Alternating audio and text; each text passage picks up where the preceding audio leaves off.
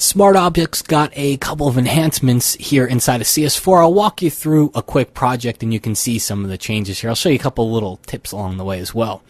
Alright, so what I'm going to do here is we'll start off with the Lesson 9A image. I'm just going to right click on this background layer thumbnail and choose Convert to Smart Object. And then I'm going to make a copy. Just hit Command J on the Mac or Control J on a PC. Now, what I want to do here is take a copy of this and make it smaller.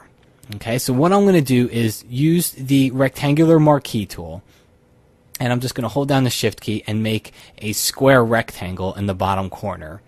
And then I'm going to add a mask to that layer. Just click on the layer mask icon and you'll see it adds a mask, although nothing changes because it's really the same photo overlaid on top of the same photo. So we don't see any changes yet. But as I start to take my move tool and move this photo around, see how it changes? So you see now we're actually taking a copy of the photo, we're moving it. But this kind of brings me to my first feature, which is notice that the mask and the photo are both moving at the same time. All right, that didn't happen before CS4. There was no link between the mask and the photo itself, between the photo thumbnail and the mask. There was no little link icon in there, and you couldn't turn a link icon on. So you would have to move one, and then you'd have to go and you'd have to move the other one. So that's your probably one of the main new feature for anybody that really likes smart objects. That feature is going to be a godsend. Okay. Now I am going to turn it off for a second here because while I do want to move them, what I also want to do here is turn it off and click on the photo thumbnail and go into Edit Free Transform. I'm going to make it a little bit smaller and then kind of just move it in between there. So there's some times where you want that link on and there's some times where you don't. Another time where you might want it on is like right now. I'm going to click in there, turn it back on, go back into Free Transform, and I'm going to make it a little bit smaller. All right. So there's kind of new feature number one. New feature number two is under the Edit menu. I went under Free Transform to do things, but if you go under the Transform menu, you will see that Distort and Perspective are now available. And it seems like a small thing, but they weren't available with Smart Objects in previous versions of Photoshop.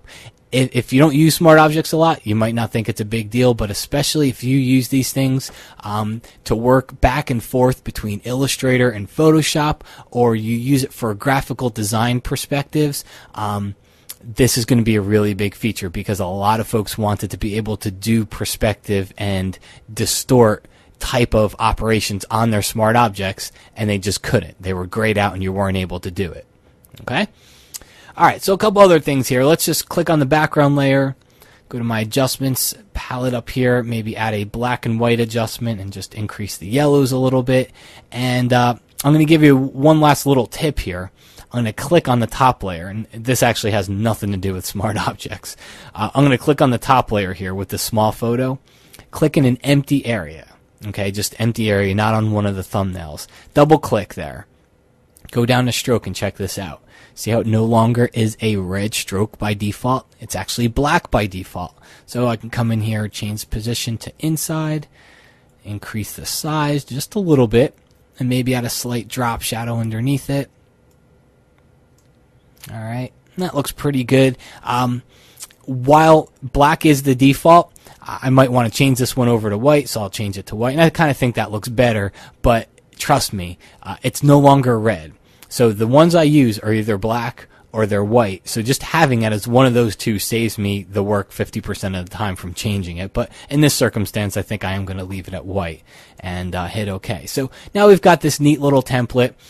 The whole reason that I used Smart Objects for this was because now I can click on any one of the Smart Object layers. I can click on the top one, or I can come down here and click on the bottom one. I can go to my layer menu, go down to Smart Objects and Replace Contents, and inside here I'm going to choose Lesson 9B, hit Place, and you're going to see it's going to replace both of those photos. It left the layer styles, the sizing, the resizing, the transformations. It left all that intact, and now I could always come up here, and in this circumstance I would turn the link off and take my move tool and just maybe click on the photo thumbnail and just move the photo down a little bit.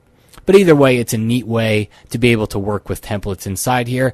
And now that Smart Objects got those couple of changes, you have the link icon between the layer masks, and you also have the distort and the perspective functions underneath the transformations, and that just makes Smart Objects have more features to them, so hopefully more and more people will start to use them because they are a good thing.